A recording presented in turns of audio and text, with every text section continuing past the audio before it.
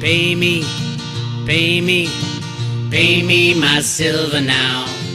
Pay me or go to jail. Pay me my silver now. Bix Weir, roadtoroot.com. So I get up this morning, California time. It's about 6:30 or so. Pour myself a little cup of coffee. Turn on my computer. Go to sip my coffee. Take my first sip. Right then I spit all the coffee out all over the place. All over the screen. Had to clean up. Silver just broke $30. Woo-hoo-hoo. Oh, this reminds me of not the last time it was over 30, because I don't think that was that big a deal. That was JP Morgan did that. Brought silver from $20 to $50 by putting in the head of his SWAT team, Jamie Dimon's SWAT team, Bill Daley, as Obama's chief of staff. They had a problem with their silver short book. They had to get all the weak hands in and then slam them down. This is completely different. This reminds me of when silver broke out of the $5 mode. The banks were holding, and the U.S. government obviously were holding silver below $5 in the early 2000s. I remember the day it broke out. I'm getting those goosebumps right now that this feels exactly like that. It could go back under 30. Don't get me wrong. And it would be fine if it did. I was screaming all week, this is it, this is it, this is it. And why is $30 a big deal? Because $30, when it fully establishes, is the new floor for silver, just like $5 turned into the new floor for silver back in the early 2000s. That means right now, the savvy investors, once it establishes 30 as a base, anything under 30, they're going to load up on physical. Right now, the whole world is loading up on physical because they know it's the weak point for the banking system. They know they have to make all these solar panels to save the world. You green people, Joe Biden brought this upon himself by requiring the world to go solar. Biggest problem with solar? Obviously, it uses way too much silver. If you follow the Road to Root, I've been screaming this over a year now. It's still a front page. Go to roadtoroot.com and you will see the Silver Institute's latest ridiculous publication. I circled everything in red is things that they changed from the historical numbers of the past. It's just ridiculous. It's embarrassing report. Metals Focus, they knew it. I talked to the head of the Silver Institute beforehand. I talked to the head of Metals Focus beforehand. I said, what are you guys going to do? You're going to have to report there was over 350 million ounces used in solar, and that's going to shock the world. And there's no way around it. What are you going to do? And they said, well, first Metals Focus said, well, we can negotiate a number. I'm like, what are you talking about? We can't negotiate a number. How much silver is used in solar panels, and you're going to be the ones telling the world. And they came up with 193 million ounces out of, it's supposed to be between 350 or 4. I mean, even the dumbest second grader can do math like that. And yet they didn't. So I said, okay, what are we going to do? We're going to watch all the silver leave the West and go to India and China. And that's exactly what's happening right now. China is importing, my estimates now, 1.5 to 2 billion ounces will be imported by China this year. And you're like, what are you talking about, Bix? That's ridiculous. There's not that much silver in the world. Look what goes out of the LBMA. But this is not something that's, it hit 30 and it's going to go back down and back on the same old. No. For those of you on the private road, watch Jenny Moonstone's yesterday's video. Silver. The silver knights have arrived. I posted that yesterday. Check that out. No, we are not in blue sky territory right now. No, silver is not freely traded at all. It is still 100% suppressed. But they knew they had to get that $30 number out of the way. That's why, and they've known it for a long time. That's why SLV short position went down 30-something% the other day. 30%. That's a huge drop in silver short position because they know exactly where the price is going, and they know what they have to do. They have to bring it up to control. Now they're going to try to control it between 30 and 50. Once that base comes in at 30, and this is the first salvo. Salvo, I love that word. And it is done with power. It is done, look at that. So the old game, let me show you the old game. For the past, It rarely veers from this game. Ted Butler has pointed this out a million zillion times. The price is set on the COMEX with futures and options. I gave a speech about this at the Silver Summit in 2009, 2010. They kicked me out of the Silver Summit because I embarrassed the CEOs of mining companies, is what they said. I said, I embarrassed them for lecturing them not to take care of their own industry. Why does some schmo analyst have to come in and tell them that the price of silver is rigged with futures and options, a derivative market? I explained who did it. I explained why Blythe Masters was in charge of it for JP Morgan Chase. And then, 10 years later, they come out and say, oh, JP Morgan was caught rigging the silver market back in 2008 to 2015. This is not rocket science. Any second grader with a calculator can see this stuff. It's so obvious. Anyway, a glorious day for silver bugs, and a new fight has begun. That's kind of the moral of this story. A new fight has begun. That fight will have $30 as a floor. So if you're thinking, damn, I wish I would have bought silver in the 20s. Damn, I wish I would have bought silver in the teens. You can be thinking, damn, I should have bought silver when it was in the 30s because 30 turned into be the floor. Ted used to have a great saying when silver was bumping up against $5 just over and over and over again, and they'd slam it down. He said, dimes to the downside, dollars to the upside. And that meant if they slammed it down, it would just be they can't do that much. They don't have it's artificial price. They don't have the silver because there is a physical silver component. But the upside potential is amazing. That's where we are. We're dollars to the downside. It can only go down a couple dollars now from 30. Yeah, they can dump a million gazillion derivatives on it if they want, if they choose. But it'll still, now there's buyers. Now there's massive buying anything under $30 once it establishes that base. So then it'll be dimes to the downside and tens of dollars, 20s of dollars, hundreds of dollars to the upside. Where would you rather be? Now, what are the shorts doing right now? Woo, whoever's still short, God bless you.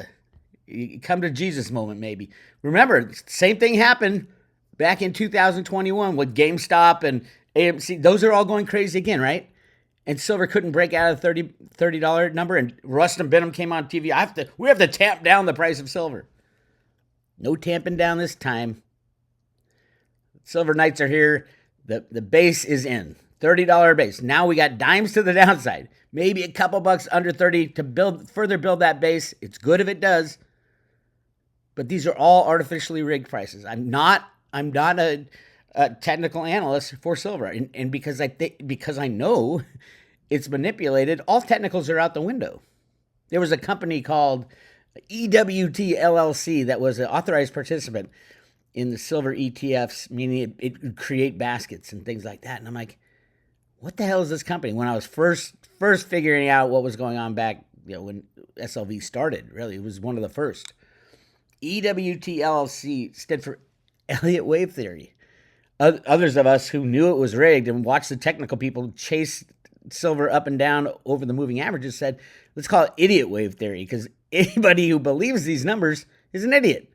And if you're trying to play technicals, well, damn. You're playing technicals in a rigged market. They got fleeced every single time.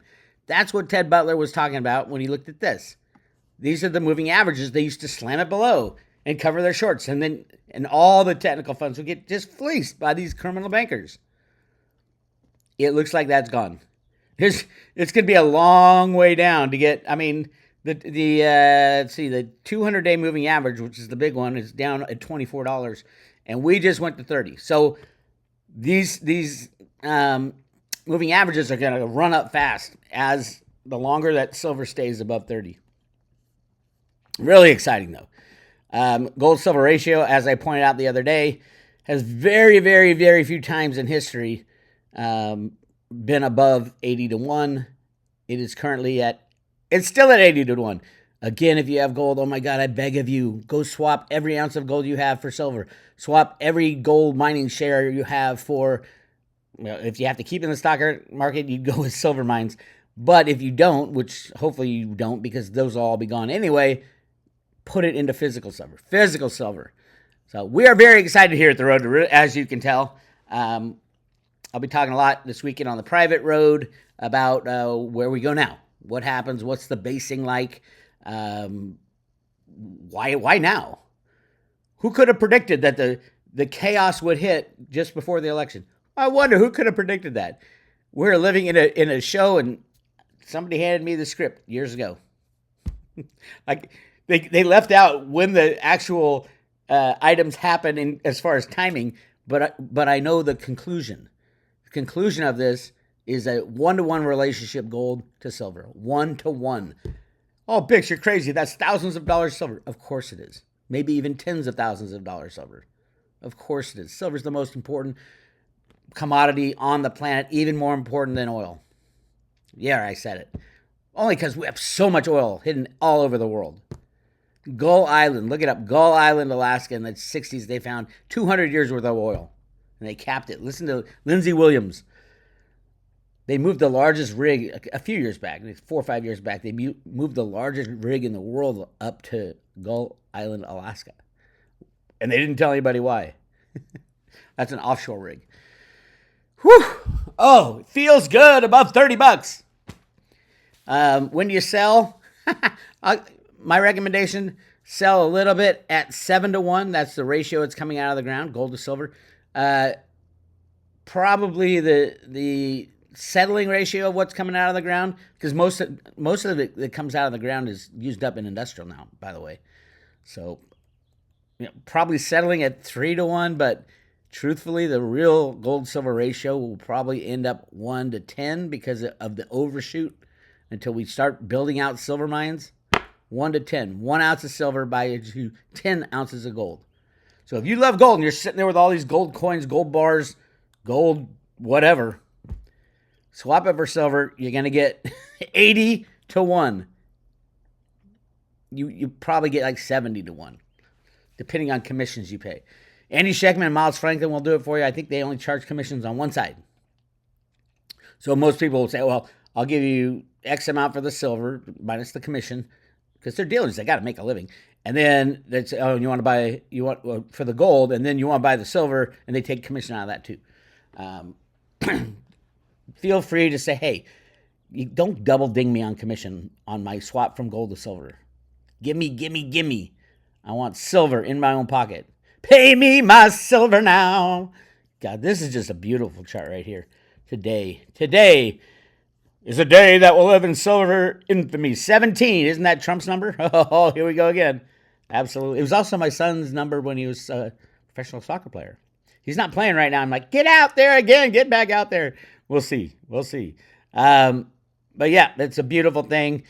Anybody who's short silver, good luck. Hopefully you can get out. It's like those shorts in GameStop right now. Hopefully they can get out. It's going to cost them.